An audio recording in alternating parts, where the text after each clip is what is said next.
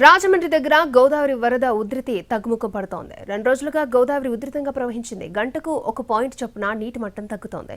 ధవళేశ్వరం బ్యారేజీ దగ్గర 12.80 అడుగులకు నీటి మట్టం తగ్గింది. బ్యారేజీలో 175 గేట్లను ఎత్తివేసి 11,27,000 క్యూసెక్ల నీటిని సముద్రంలోకి విడుదల చేస్తున్నారు. ప్రస్తుతం మొదటి ప్రమాద హెచ్చరిక కొనసాగుతోంది.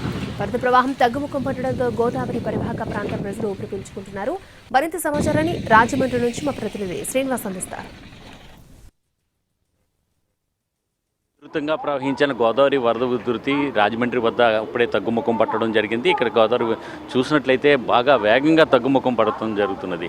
అయితే తెల్లవారుజామున వరకు కూడా అంటే నిన్న మధ్యాహ్నం నుంచి ఈరోజు తెల్లవారుజామున వరకు కూడా మొత్తం 13.60 అడుగుల వరకు కూడా గోదావరి వరద నీటి మట్టం పెరిగి అక్కడ వరకు కూడా అక్కడ నిలకడగా కొనసాగింది. సుమారు 18 గంటల పాటు నిలకడగా కొనసాగడం జరిగింది. దాని తర్వాత ఇక్కడ నుంచి ప్రస్తుతం చూసినట్లయితే ఆ తెల్లవారుజామున 2 గంటల నుంచి కూడా గోదావరి వరద నీటి మట్టం క్రమేపీ తగ్గుముఖం పట్టడం జరిగింది. ఇప్పుడు ప్రస్తుతం ఇక్కడ చూసినట్లయితే నిన్న 55 పాయింట్ల వరకు కూడా పెరిగిన గోదావరి వరద నీటి మట్టం ఇప్పుడు 53 పాయింట్లకి ఇక్కడ తగ్గడం జరిగింది. ఇప్పుడు మనం ప్రస్తుతం రాజమండ్రి పుష్కర్ ఘాట్లో ఉన్న హెవలక్ వంతెన దగ్గర చూసినట్లయితే ఈ హెవలక్ వంతెన దగ్గర ఇప్పుడు ప్రస్తుతం 53 పాయింట్ల వద్ద గోదావరి వరద నీటి మట్టం కొనసాగడం జరుగుతున్నది. క్రమేపీ కూడా గంటకి కూడా 1 పాయింట్ వంతున గోదావరి వరద నీటి మట్టం క్రమేపీ తగ్గడం జరుగుతున్నది. అయితే బంగాళాఖాతంలో ఏర్పడిన అల్పపీడన ప్రభావంతో 2 తెలుగు రాష్ట్రాల్లో కూడా భారీగా వర్షాలు కురవడంతో గోదావరి వరద నీటి మట్టం క్రమేపీ పెరగడం జరిగింది. దీంతో ఇక్కడ చూసినట్లయితే ప్రస్తుతం రాజమండ్రి వద్ద మొదటి ప్రమాద హెచ్చరిక కొనసాగడం జరుగుతున్నది. అయితే ఎగువ ప్రాంతాల్లో చూసినట్లయితే భద్రాచలం దగ్గర గోదావరి వరద నీటి మట్టం బాగా తగ్గుముఖం పట్టడంతో అక్కడ 2 ప్రమాద హెచ్చరికలను కూడా ఎత్తివేశారు.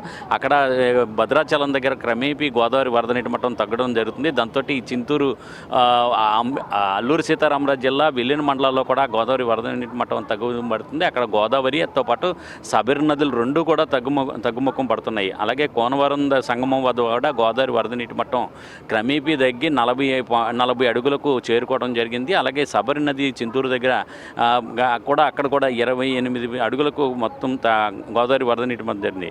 ఇప్పటికే పలు చోట్ల రోడ్లపై కూడా గోదావరి వరద నీటి ప్రవహించినప్పటికీ కూడా చాలా చోట్ల రాకపోకలకు మట్టికి ఎటువంటి అంతరాయం కలగనగా మళ్ళీ రాకపోకలన్నీ కూడా పునరుద్ధరణ అయినాయి. హైవే మీద కూడా అంటే ఇది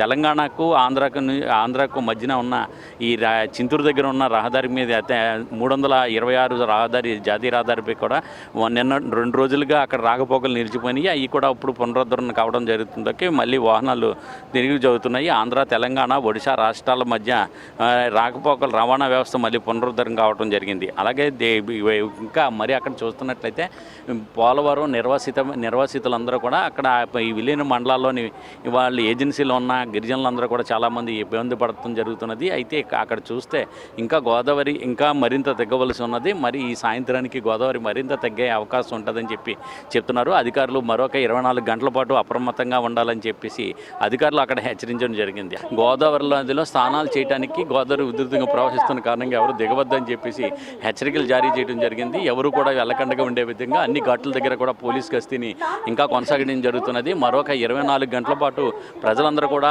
గోదావరి నదీ పరివాహక ప్రాంత ప్రజలందరూ కూడా అప్రమత్తంగా ఉండాలని చెప్పేసి పోలీసులు హెచ్చరికలు కూడా జారీ చేయడం జరుగుతుంది.